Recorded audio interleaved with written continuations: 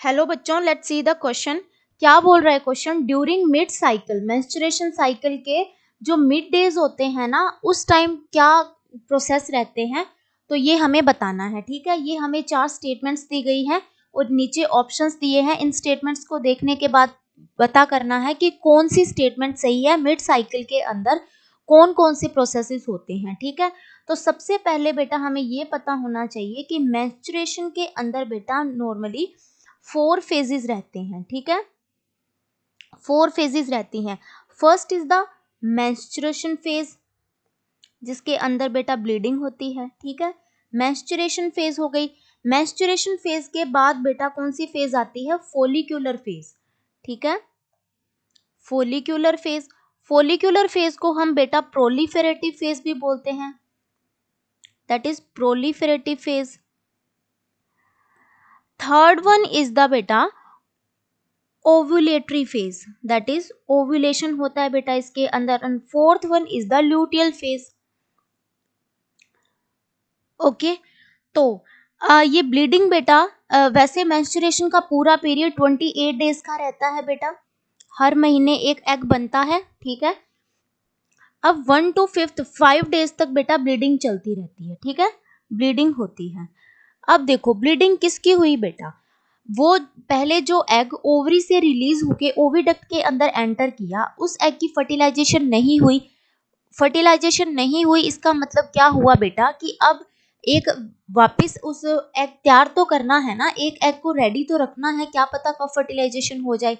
तो उस एग को रेडी रखने के लिए वापस से फोलिकुलर फेज आता है। फोलिकुलर फेज के अंदर फोलिकुलर स्टिमुलेटिंग हार्मोन वर्क करता है और फिर से वो एक और एग बनाने के प्रोसेस को स्टार्ट कर देता है। ठीक है, अब फोलिकुलर फेज के बाद ओव्यूलेटरी फेज आता है, फिर वापस वो एग बन जाता है। उस एग को ओवरी से रिलीज होके ओविडक्ट के अंदर जाना रहता है। तो यहाँ इस प्रोसेस को हम क्या बोलते हैं बेटा? ओव्यूलेशन। ठीक है, ये जो फोलिकुलर फेज है, फोलिकुलर मेनली 5th to मतलब 10 डेज के अंदर बेटा ये फोलिकल्स मैच्योर हो जाती है। ठीक है, अब क्या होता है? ओव्यूलेटरी फेज 14th डे पे बेटा ओव्यूलेशन होता है। ठीक है, तो ओव्यूलेटरी फेज में क्या होता है? 14th डे पे ओव्यूलेशन होता है, ओविडक्ट के अंदर एंटर करता है। जब ओव्यूलेशन हो गया, इस टाइम क्या होता है? ओव्यूलेशन तो हो गया, पहले ग्राफियन फोलिकल के अंदर प्रेजेंट था। ठीक है, इसको डायग्रामेटिकली समझाती हूँ बेटा। ओवरी के अंदर कुछ फोलिकल्स थे, इनके ऊपर फोलिकुलर स्टिमुलेटिंग हार्मोन ने वर्क किया, प्राइमरी फोलिकल बना, देन सेकेंडरी फोलिकल बना, देन टर्शियरी फोलिकल बना। उसके बाद में एक मैच्योर फोलिकल बना जिसे हम क्या बोलते हैं? Graafian follicle. Okay, this is Graafian follicle. अब ये ग्राफियन फोलिकल क्या करेगा बेटा? अब यहाँ पर ल्यूटेनाइजिंग हार्मोन की कंसंट्रेशन इंक्रीज हो गई, ये ब्रस्ट हो गया। ब्रस्ट होने से ओवरी से इतना जितना भी प्रोसेस हुआ है, this is present in ovary. ठीक है, अब यहाँ से एग रिलीज होके चला गया किसके अंदर? ओविडक्ट के अंदर। ओके, अब इस प्रोसेस को हम क्या बोलेंगे? That is known as ovulation. ठीक है, तो अब ये इसकी कैविटी बच गई ना, वो कैविटी क्या बनाती है? कॉर्पस लूटियम बनाती है। ठीक है, वो कॉर्पस लूटियम क्या करेगा? प्रोजेस्टेरोन सिक्रेट करेगा। Okay, this is progesterone. Okay, तो ये कॉर्पस लूटियम बन रहा है। ठीक है, तो इसे हम क्या बोलेंगे? लूटियल फेज बोलेंगे। ठीक है, ओव्यूलेशन कब हुआ बेटा? 14th डे हुआ। ओव्यूलेशन होने के बाद वो कैविटी भी उसी टाइम क्या बनाती है? कॉर्पस लूटियम बनाती है। ठीक है, तो अब ये कॉर्पस लूटियम उसी टाइम बना लिया। ठीक है, तो अब उस टाइम क्या होगा बेटा?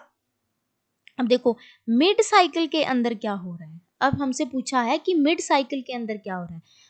मिड साइकिल 28 डेज का ही रहता है। 14th डे पे ओव्यूलेशन हो रही है। ठीक है, तो एक ओव्यूलेशन तो हो रहा है, बी तो इसका होगा कि ओव्यूलेशन हो रहा है। ठीक है, अब क्या बोल रहा है ये कि अब ये फर्स्ट स्टेटमेंट क्या दे रखी है? Luteinising hormone and follicular stimulating hormone attain a peak level. ठीक है, तो यहाँ पर ल्यूटेनाइजिंग हार्मोन पीक लेवल पे है बेटा। कैसे है पीक लेवल पे? क्योंकि देखो ओव्यूलेशन किसकी वजह से हुआ बेटा? ये जो ग्राफियन फोलिकल थी, यहाँ इस टाइम क्या हुआ कि ल्यूटेनाइजिंग हार्मोन की कंसंट्रेशन बहुत ज्यादा हाई हो गई, इतनी ज्यादा हाई हो गई कि एलएच सर्ज क्रिएट हो गया। ठीक है, अब इस LH सर्ज की वजह से क्या हुआ बेटा, ये ब्रस्ट हुई, तभी ब्रस्ट हुई, ब्रस्ट होने के बाद ही तो ओव्यूलेशन हुआ ना। तो यहाँ पे ये एक बात ये भी सही होगी कि luteinising hormone and follicular stimulating hormone अपने पीक लेवल पे है, सो ये ए भी सही हो गया, ठीक है। अब क्या होता है, थर्ड क्या बोल रहा है, maximum progesterone level in the blood, ठीक है। तो इसके बात क्या हो रही है बेटा, ये तो ग्राफियन फोलिकल ये कैविटी के बाद बन रहा है, ये तो ठीक है, कॉर्पस लूटियम तो बाद में बन रहा है, ठीक है, तो इसका इतना ज्यादा रोल नहीं है, तो ये गलत है। फोर्थ है regression of the corpus luteum. अगर कॉर्पस लूटियम का रिग्रेशन कब होता है बेटा, जब मैस्चुरेशन साइकिल होता है, ठीक है, बाद में आगे जाके ये वेट करता है, अगर इसकी फर्टिलाइजेशन नहीं होती है तो ये डिसॉल्व हो जाता है और ये डीजनरेट हो जाती है, तो ये भी बाद में होता है। मिड साइकिल के अंदर पूछा गया हमसे कि इस 14th डेज के अराउंड क्या होता है, तो ल्यूटेनाइजिंग हार्मोन अपने पीक लेवल पे होता है, देन ओव्यूलेशन होता है, ठीक है। सो ए और बी, ठीक है, option A is the correct option. Thank you बच्चों and all the very best.